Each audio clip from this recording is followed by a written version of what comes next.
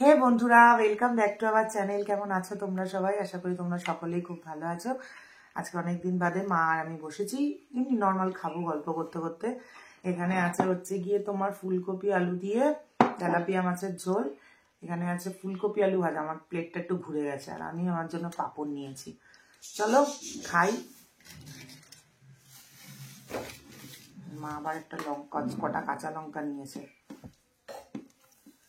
কিছু না, আপেলটা ফেলে দিল। আপেলটা ফেলিনি, আপেলটা আমার হাতে পড়ে গেছে।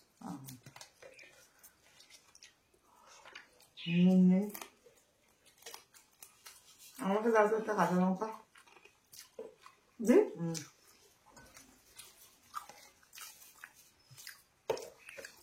আসলে কালকে সারাদিনে কিছু ভিডিও করতে পারিনি। আজকে কি করবো তাই ভাবলাম। রান্নাও করতে পারিনি, মোহনের আজকে পরীক্ষা শুরু হয়েছে।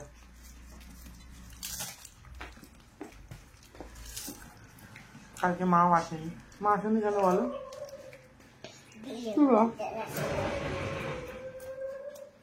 কেন আসেনি কি বল? কালকে আমার বিয়ে বাড়ি করে। বাবার বাৎসরিক কাজ ছিল। আমার কাজ না, মৃত্যু বার্ষিকী ছিল।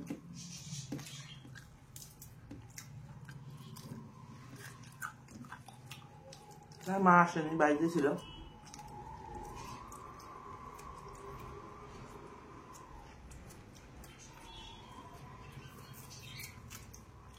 আমি যাইনি, মা মেয়ে আর নীলাদ্রি গেছিল।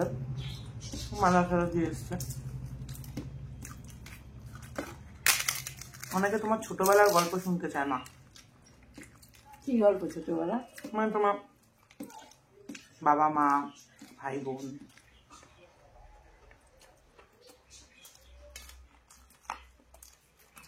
বলো।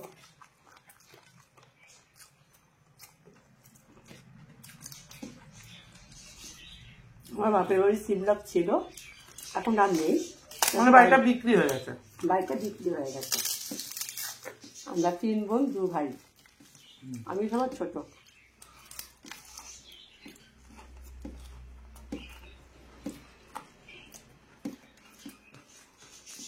আর দাদু ঠাকুর, মানে দাদু দিদা।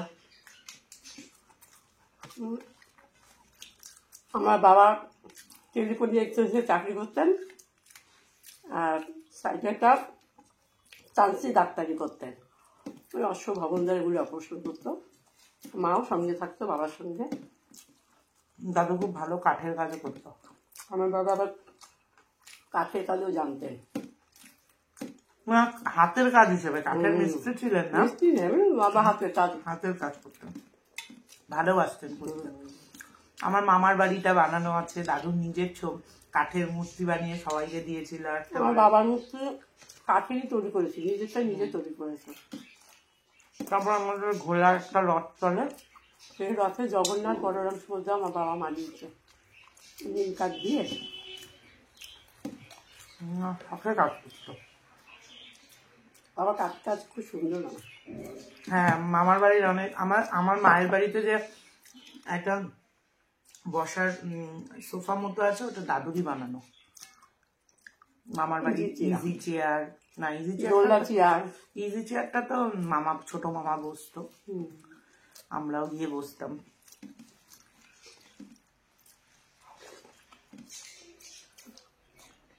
দুই ভাইয়ের মধ্যে শ্রদ্ধা, ছোট বৌদি সবাই মারা গেছে। বদ্দা কোনো বেঁচে আছে, বদ্দার বউ মারা গেছে। মায়ের বাড়ি মানে সবাই খুব, মানে মামা মামি সবাই অনেক কম বয়সে চলে গেছেন।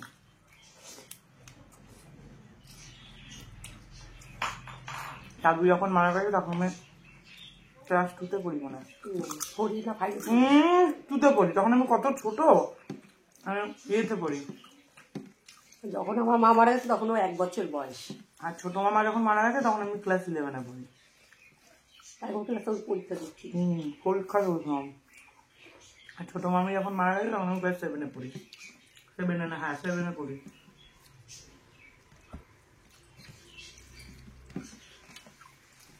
ব্যাস। এর থেকে আর বেশি কিছু বলা যাবে না, জানতেও চেও না।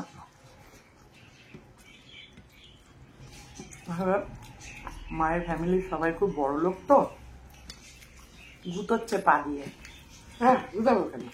সবাই খুব বড় লোক তো, খুব খুব বড় লোকজন তো, আর তাই জন্য মাকে কেউ খুব একটা পছন্দ করে না। মা তো বড় লোক নয়।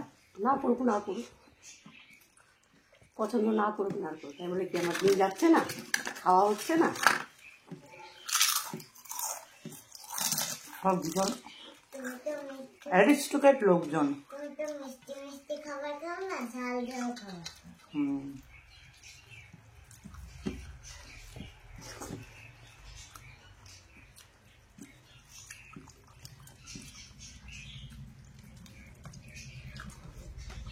মা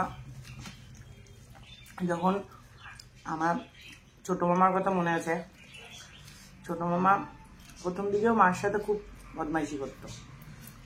মানে বদমাইশি করতো মানে খুব একটা পছন্দ করতো না। না, পছন্দ করতো না, তা এটা দোষ কারণ আছে। ছিল, যেহেতু হ্যাঁ। আমি প্রেম করে পালিয়ে বিয়ে করেছি, আমি প্রেম সবার করে মা। না না ঠিকই তো, আমি সবার আদরে, যেহেতু বাড়ির ছোট বোন ছিলাম আমি, তো সবার আদরে ছিলাম।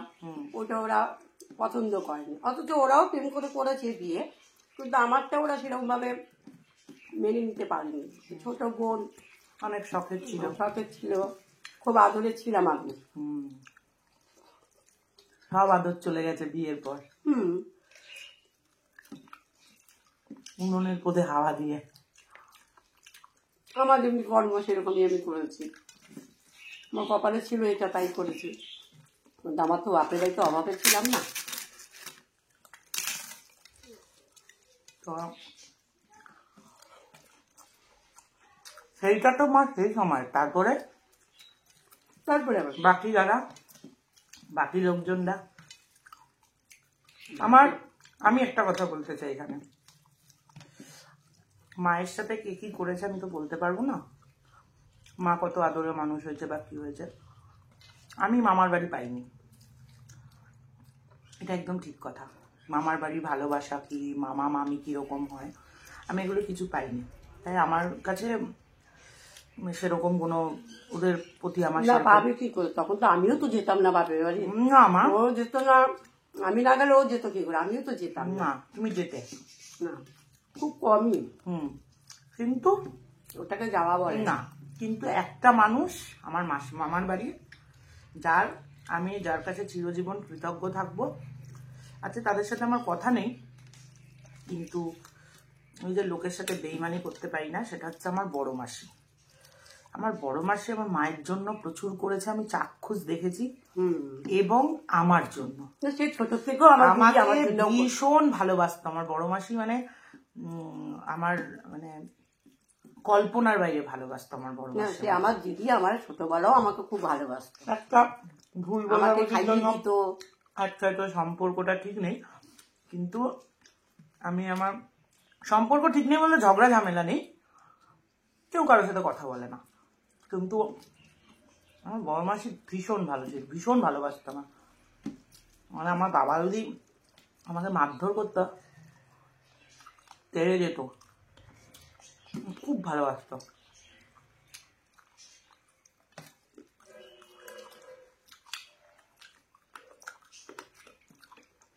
বেশও ভালোবাসতো, সবাই ভালোবাসতো। না সাধনদা সবাইকেই ভালোবাসতো। তখন আমাদের বাড়ির প্রথম জামাই, বড় মাসি আমায় খুব ভালোবাসতো। বাকি যারা খুবই ভালোবাসতো সাধনদা। তখন তখন আমি অনেক ছোট, আমার দিদি যখন বিয়ে হয়েছে, আমাকে খুব ভালোবাসতো। মাকে মামা বিয়ে করেছে, বেলঘড়িতে থাকতো, আমার বড় মাসি মাকে ঘোলায় নিয়ে এসেছিল। এটা আমি আগেও ভিডিওতে বলেছি অনেকবার। মাকে নিয়ে আসা বা আমাকে দেখাশোনা। আমাদের দিদির চায়ের দোকান ছিল, ও চায়ের দোকানে এসে আমি আমার মাস্তো তো দিদির জন্য দোকানদারি করি। প্রথম কলকাতার বাইরে ঘুরতে যেতে পেরেছি, আমাকে ঘুরতে নিয়ে গেছিল।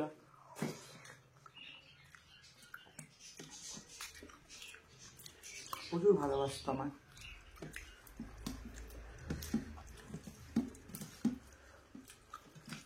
শুধু তোমার জন্য না, ওই একটা মানুষ সবার জন্য করেছে, আর ভিলেন হয়ে যায় সবার কাছে, আমাদের কাছে হয়নি।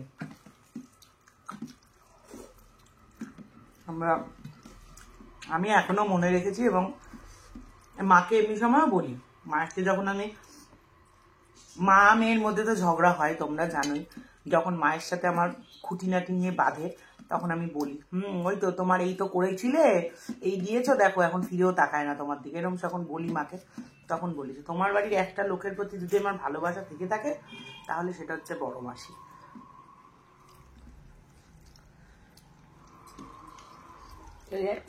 ছোটবেলায় একবার কটকুটি খেয়েছিল, হ্যাঁ, তখন দিদি ভাড়া থাকতো, সেই কটকুটি আমার কথা বলছে, আমি কটকুটি দিয়েছিল আমার দিদির মেয়ে, বা যা হোক কেউ একজন দিয়েছিল ওকে কটকুটি, ও কটকুটি মুখে নিয়ে মুখে লাগাতে গিয়ে এখানে আটকে গিয়েছিল, গিলে ফেলেছিলাম। বরং গেলেনি, তখন এখানটা আটকে গিয়েছিল কটকুটিটা। তখন কি করবে, আমার দিদি ওকে কাঁধে করে নিয়ে ওই মিলনগড় থেকে দৌড়াতে দৌড়াতে ঘোলা বাস স্ট্যান্ডে এসছে। এখানে আমাদের একটা হোমিওপ্যাথিক ডাক্তার আছেন, এখনো আছেন, ওই ডাক্তারবাবুর কাছে নিয়ে এসছে। তাহলে ডাক্তার শিগগিরই ওর গলার দিয়ে কটকটিটা বার করবে, নাহলে বুলটি শেষ হয়ে যাবে। তারপরে ওই ডাক্তার সে অনেক রকম চেষ্টা করছে, আমি পাচ্ছি না, হসপিটালে নিয়ে যা। তারপরে অনেক চেষ্টা করে কটকুটিটা ভেতর দিকে ঢুকিয়ে দিয়েছে, এবং এবারে তো গরম গরম দুধ খাইয়ে দে, গলার মধ্যে ব্যথা পেয়েছে।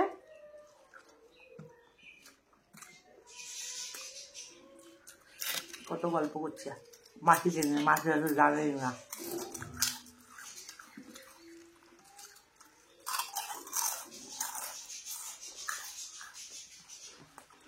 মাছের ঝোলটা কি ভালো হয়েছে না, হালকার মধ্যে। খেয়ে নিয়েছো? বাহ, ভেরি গুড।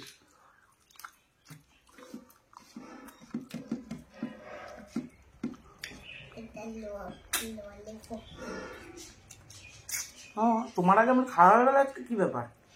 আমার ভাতটা বেশি ছিল না, হ্যাঁ আমার থেকে বেশি ছিল। তাহলে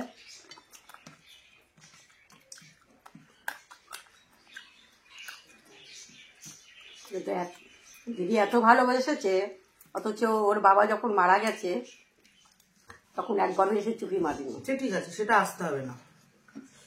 মানুষের বেঁচে থাকাকালীন কি কর্ম করেছে সেটাই তো দেখার। সে মরে যাওয়ার সময় তো তোমার আর এক দিদিও এসেছিল। নেহাত পারিবারিক কথা বলবো না, তাই বলতে চাইছি না।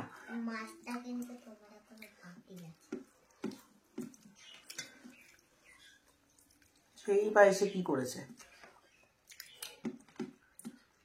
কে কি করবে সেটা জন্য না, পাশে এসে দাঁড়ানো, তার কাছকে আমি নিয়েছি 5 পয়সা। তুমি গেছো? হ্যাঁ আমি গেছি। আর তোমার মনে হচ্ছে তুমি ফর্মালিটি করে গেছো, ওনার সেই ফর্মালিটি করার প্রয়োজন হয়নি।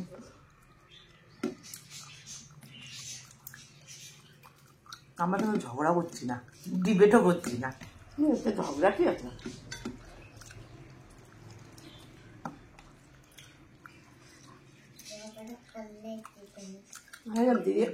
আবার এই মাসির, এই বড় মাসিরই মেয়ে, আমরা যখন প্রথম ভিডিও শুরু করেছিলাম, কমেন্ট বক্সে লোক ভাড়া করে করে দিয়ে কি গালাগাল দিত আমাদেরকে।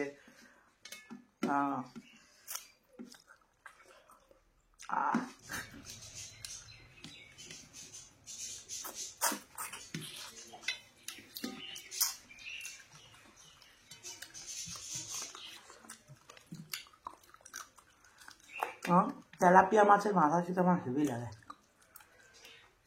একমাত্র এই মাছের মাথাটা ভাল লাগে। আমার তোমাকে অনেকদিন থেকে কাতলা মাছের মাথা খেতে বলতে, অনেক সময় লেগে যায় ভিডিও, শুধু মাথায় দিবি, ভাত দিবি, অনেক সময় লেগে যায়, আর কিছু দিবি না।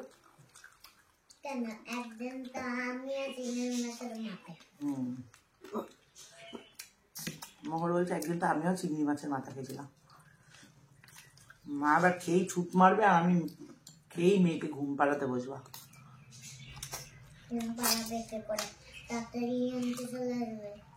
আমাকে আসলে তোমাকে এখন ঘুমাতে হবে, আর নয় সন্ধ্যাবেলা করতে পারবে না।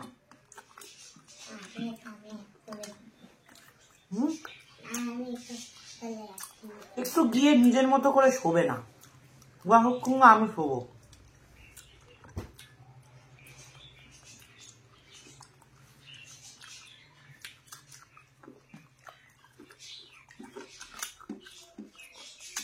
মায়ের যদি চুল না ধরি তাহলে কথাটা চেঞ্জ করে দিয়েছে, কথাটা চেঞ্জ করে দিয়েছে। কি হলো?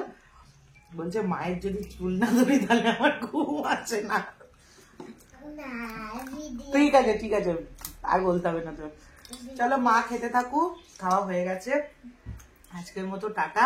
ভিডিওটা ভালো লাগলে অবশ্যই লাইক কমেন্ট করো আর বলো আমি আর মা কি খাবো। চলো টাটা।